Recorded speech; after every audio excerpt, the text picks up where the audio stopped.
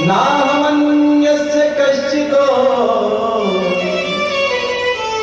न तं पश्यामि यस्याहं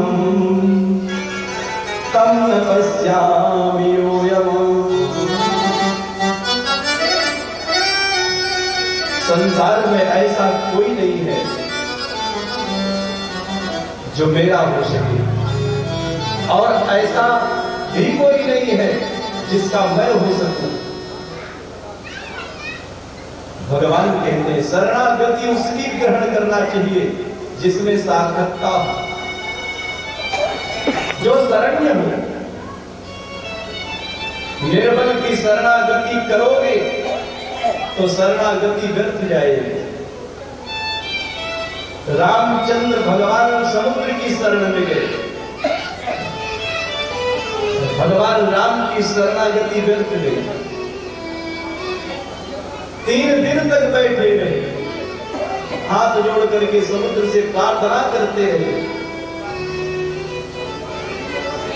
समुद्र ने बात ही नहीं की, और जो अग्निबाण का संधान किया सो स्वयं ही लुटता हुआ शरण में आकर के गिर पड़ा। तो निर्बल और असमर्थ की शरणागति व्यर्थ ही जाती है। किसी ने बड़ी धुन में गीत सुनाया और हम उसके दीवाने हो गए। अब तो हम महाराज आपके ही साथ रहेंगे, आप इतना बढ़िया गीत गाते हैं, आप इतने बढ़िया कथा श्रवण कराते हैं, हमारा चित्त ही चुरा लिया। अब सबको छोड़ करके उसके पीछे पागलों की तरह दीवाने पड़े रहे।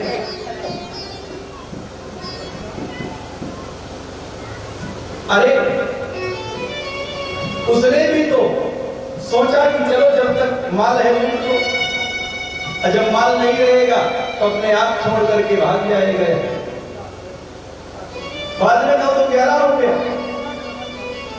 आपने अपना सर्वस्व निवेदन किया,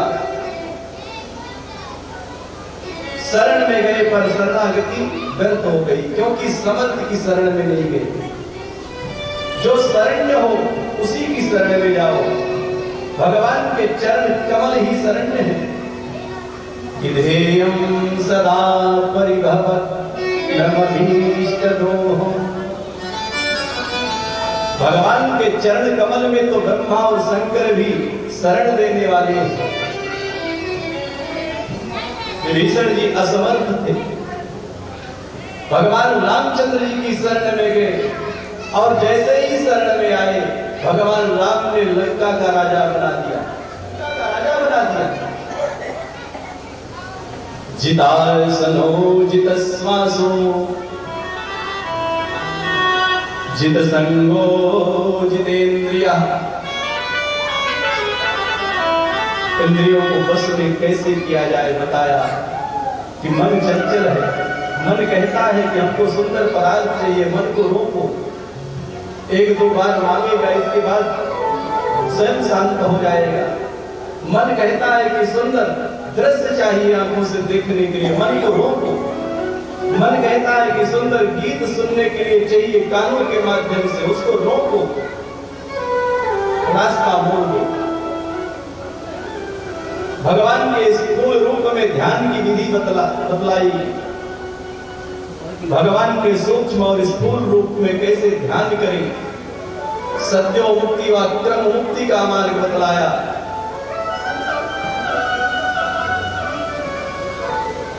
और भगवान नारायण की कृपा। अब एक बाईपास होता है जो शहर के बाहर से घूम करके जाता है, तो जो शहर के बीच का मार्ग है वह मार्ग गृहस्थ का मार्ग है। गृहस्थी में बड़े जंजाल है, गृह कार्य नाना जंजाला। तो जो शहर के बीच का मार्ग है गृहस्थ धर्म का पालन करते हुए जाने का मार्ग है। यदि शहर के बीच से जाएंगे तो तमाम जाम मिलेंगे, जगह जगह पर ट्रैफिक मिलेगा। और यदि बाईपास से जाएंगे तो कोई जाम नहीं, कोई जाम नहीं। मस्ती से चले जाओ। तो बाईपास का मार्ग है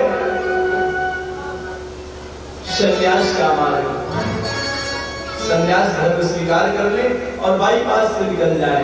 अब ये है कि बाईपास से भी पहुंचने में समय लगता है और गृहस्थ मार्ग से भी पहुंचने में समय लगता है, वहां जाम जाता है, रास्ता शॉर्टकट है। क्योंकि सब धर्म गृहस्थ धर्म पे ही आश्रित है। यदि गृहस्थ धर्म ना होता तो संन्यास धर्म कहां से होता, सन्यासी कहां से होते। इसलिए गृहस्थों के लिए बहुत बड़े बड़े नियम बताए गए हैं, कड़े कड़े नियम लागू किए गए हैं। क्यों? क्योंकि गृहस्थों के यहाँ से ही बड़े बड़े संत महात्मा निकलते हैं।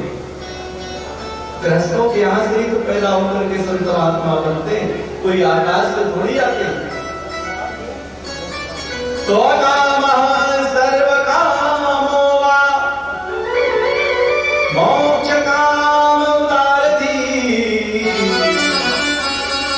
तीव्रेण भक्ति योगेन यजेत पुरुषं परम। निष्काम हो या सकाम, मानव मात्र को परमात्मा नारायण की उपासना करना चाहिए।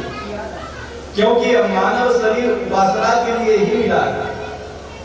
जो मानव तन पाकर के प्रभु की आराधना नहीं करते वह मानव पशु तुल्य है।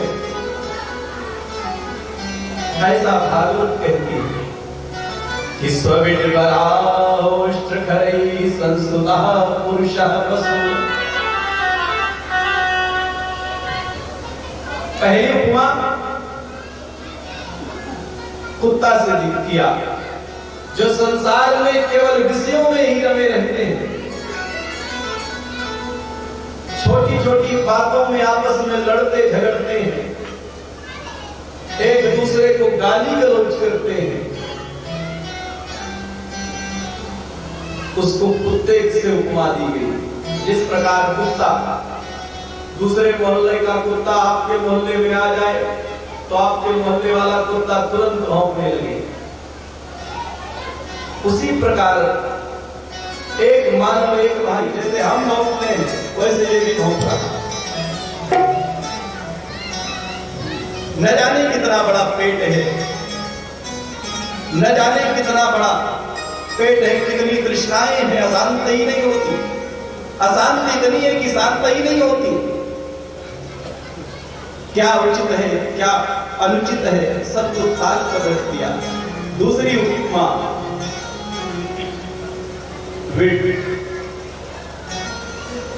माने